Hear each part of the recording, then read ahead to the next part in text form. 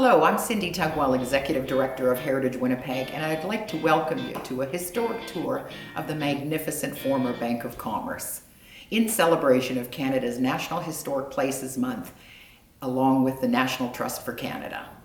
I would like to begin by acknowledging that we are in Treaty 1 territory, and the land on which we gather is the traditional territory of the Anishinaabe, Cree, Oji-Cree, Dakota, and Dene peoples, and on the homeland of the Métis Nation. Now known as the Millennium Center, located at 389 Main Street in Winnipeg and part of the Exchange District, a National Historic Site.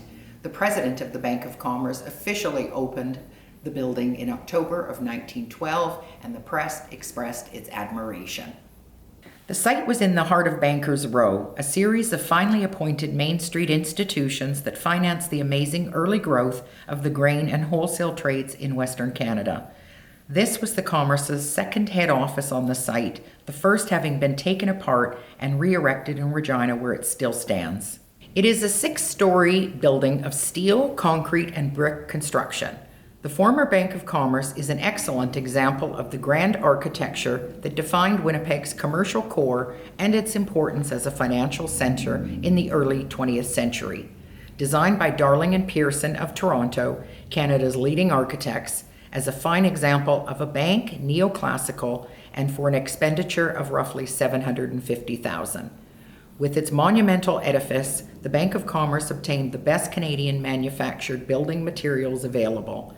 The building's structural design exhibited all the achievements of early 20th century technology.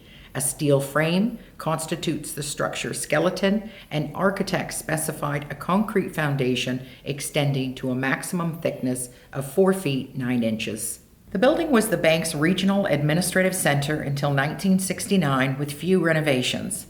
But by the end of the 1960s, Winnipeg had changed, and so had banking. The bank, by then the Canadian Imperial Bank of Commerce, CIBC, was ready to move out of its grand building and into the recently built Richardson building. Thanks to a lot of hard work by a group of heritage advocates, it managed to survive an attempt to have it torn down and turned into a parking lot. Also, through these efforts, Heritage Winnipeg was created in 1978 as a non-profit charitable organization and has been dealing with the protection of many important local heritage buildings ever since. It was then designated by the City of Winnipeg in 1980, which protected it from possible future demolition. The building then stood empty for 30 years, with preservation work continuing, but in the late 1990s, the current owners, Marwest Management Canada, negotiated with a group of concerned stakeholders to donate the building to the newly formed 389 Main Street Heritage Corporation. Subsequently, philanthropist Bill Lavin donated a critical $800,000 to cover the costs of adapting the main floor for private and community use. In 2000, the building was well underway to a transformation, and in 2004, it officially opened for all kinds of events. Entering through the huge bronze doors, the foyer has a 14-foot high barrel vaulted ceiling, green marble Doric columns, and marble walls. Also an important wall commemorating those employees who lost their lives in World War I. The majestic quality of the banking hall, which is 100 feet long, 72 feet wide, and 50 feet high, comprised of colored glass, a massive circular dome, 52 feet in diameter, illuminated the banking hall. The shields of the Canadian Bank of Commerce, Great Britain, and Manitoba graces the ceilings in 4 corners. 5 12-foot stained glass windows illuminate the building from 25 feet above floor level on a curved east wall. The banking hall, now known as Celebration Hall, includes marble wall paneling rising 15 feet in height and surrounding the room with contrasting geometric patterns.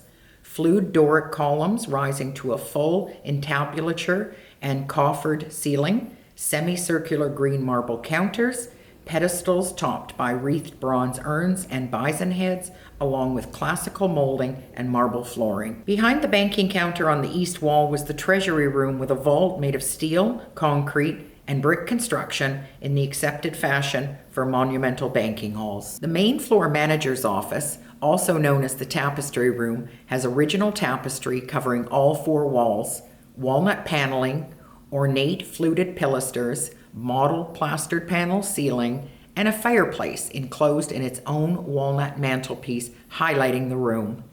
Before departing, visitors can admire the quarter-cut oak floor and a doorway frame with pilasters and topped by a pediment. At the time, and using early 20th century technology, there is an original cage elevator and a hydraulic service elevator at the rear of the building. A large main staircase with marble steps, wrought iron balusters, and decorative newel posts. The second floor mezzanine features a set of tall French doors and provides a spectacular view overlooking the main banking hall. The third floor was the regional superintendent's office with elaborate floor-to-ceiling quarter-cut oak paneling, a stunning modeled paneled ceiling, and a large open fireplace and washroom. There is a large vault in the basement, still intact, along with the vaults adjacent to the safety deposit boxes. Over the past 20 years, preservation work has continued along with the critical maintenance of the building, all the while utilizing the space for public and private events for up to 250 guests.